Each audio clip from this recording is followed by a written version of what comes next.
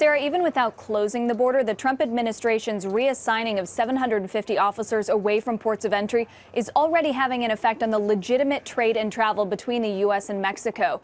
Customs and Border Protection sent a memo Friday to carriers and importers that CNBC obtained, and it says to lessen the impact, ports are realigning their workforce and limiting or discontinuing some services, and that CBP will continue to monitor the situation to restore services as soon as operationally possible. In the meantime, business groups are bracing for a potential slowdown or stoppage of the $1.7 billion of cross-border trade each day. The Fresh Produce Association, the Border Trade Alliance, and the U.S. Chamber of Commerce all warning about the uncertainty and potential disruption to supply chains and rising prices for consumers. The actual cost is unclear until it's known how many of the 330 ports of entry would close and for how long. But one in San Ysidro, California, closed for 5 hours in November, and Democratic Senator and 2020 candidate Kamala Harris tweeted that that cost $5 million for just 5 hours. This time, no one knows. The White House is telling trade groups that the president is serious, but the office of Texas Congressman Will Hurd, who represents a third of the border,